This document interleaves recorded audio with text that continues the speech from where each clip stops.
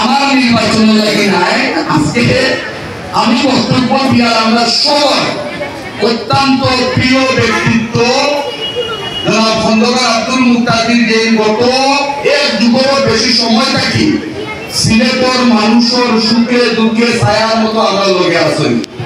যে গত 2018 সালে দানব শিশুর প্রতীক নিয়ে নির্বাচন করছেন, আমরা 1 ঘন্টা সুযোগ পাইছিলাম ভোট দেওয়ার মধ্যে 30,000-এর উপরে ভোট আল্লাহর উপরে দিয়েছেন। আর বাকি সুযোগ খেলে পাইছেন না এই সিলেটে আসনের সম্মানিত ভোটার বলে, এটা তো আমরা সবেও জানি।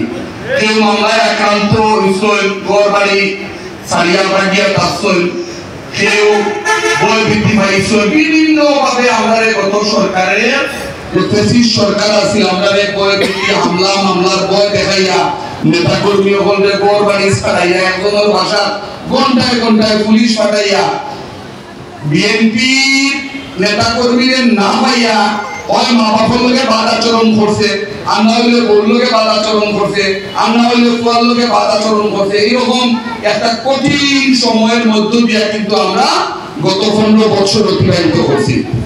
আপনারা নিজেও জানেন, আমি আপনারা প্রতিনিধি হিসাবে বিগত 15 বছর একাধিকবার কারাগারে দেওয়া লাগছে, মিথ্যা মামলায় আসামি হইয়া দিনের পর দিন পলাতক জীবনযাপন করছি। আজকে এই যে 15 বছর আমরা যে স্যাক্রিফাইসটা করলাম, আমরা যে ত্যাগ স্বীকার করলাম, এই দেশে 15 বছর বাংলাদেশের মানুষ আন্দোলন করছে যে কারণে তার মৌলিক যে অধিকারগুলো, সেই অধিকারগুলো ফিরাইয়া পাওয়ার লাগে আন্দোলন আছে।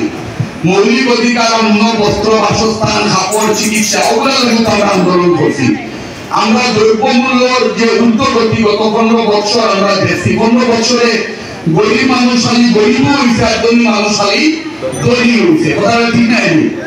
আপনারা খেয়াল করে দেখবা, এখন দিনমজুর সকালে 12 সারা দিনে, এখন রিক্সা ড্রাইভার সকালে 12 সারা দিনে কষ্ট করিয়া যে পয়সা গুলা রুজি করছে, তারপরে যদি 5 জন সদস্য তখন বউ বাচ্চা লাগিয়ে একদিন বাজার করিয়া কিন্তু করো ফেরত দিতে পারছে না। এটা হলো গত 15 বছরের ইতিহাস। আমি জনপ্রতিনিধি হিসাবে কইলাম, গত 15 বছর এইরকম কষ্টের মধ্যে আমরা মধ্যবিত্ত এবং নিম্ন মধ্যবিত্ত পরিবারগুলো আছি, যারা তারা বাচ্চাদের টিউশন ফি সঠিক সময় দিতে পারছে না, যারা তারা বাচ্চাদের স্কুলের ড্রেস পর্যন্ত বানাইয়া দিতে পারছে না, যারা তারা অসুস্থ মা বাবার চিকিৎসা পর্যন্ত করাইতে পারছে না। এইরকম একটা কঠিন সময়ের মধ্যে কিন্তু আমরা 15 বছর অতিবাহিত করেছি। এখানে যারা মা বোনরা আছেন, আপনারা নিশ্চয়ই সংসার ফলাইতে গিয়া এই বিষয়টা দেখেন। এই কাজটা যারা করছে তারা কিভাবে করছে এটা তো বুঝছেন আপনারা। সিন্ডিকেট করছে, করিয়া আপনার জিনিসপত্রের দাম বাড়াইয়া গরিব মানুষের পকেট থেকে সারা টাকা লুপাট করে নিয়া বিদেশ এই ফেসিস সরকার এবং তার দূষর হয়ে একেবারে 100-150 করে আপনার বাড়িঘর বানাইছে। দেশের সম্পদ লুট, ব্যাংক লুট, সারা দেশ শেষ। আপনারা খেয়াল করলে ওটা দেশনেত্রী বেগম খালেদা জিয়ারে কি পরিমাণ নির্যাতনের মধ্য দিয়ে একদম খবর খান্দা পর্যন্ত নিয়ে পৌঁছায় নিয়েছে। আল্লাহ শুকরিয়া, এই দেশের মানুষের আন্দোলন, ছাত্র জনতার গণ অভ্যুত্থানের মাধ্যমে আজকে বেগম খালেদা জিয়া আমাদের মধ্যে ফেরত আইছেন।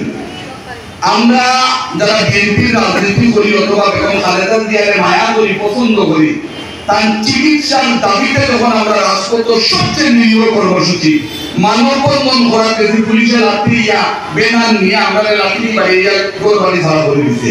এইরকম একটা দুঃসহ সময়ের মধ্য দিয়ে কিন্তু আমরা আজকে এই জায়গাতে দেখছি।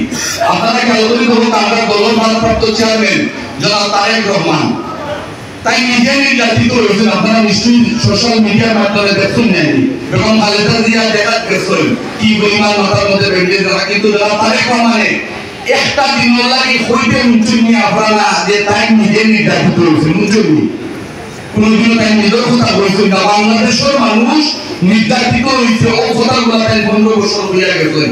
আর এই 15 বছর নির্বাসিত জীবনযাপন করিয়া শুধু রাতের ঘুম ছাড়া প্রতিটা ঘন্টা, প্রতিটা দিন, প্রতিটা মিনিট, প্রতিটা সেকেন্ড বাংলাদেশের মানুষের মুক্তি আন্দোলনের নেতৃত্ব দিচ্ছে।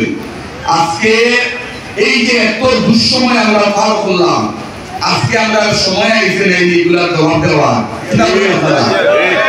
এই জবাবটা আমরা কিভাবে দিতাম? তারা আমরা উপরে গত 15 বছর বুলেট দিয়ে আঘাত করছে, আমরা ব্যালটের মাধ্যমে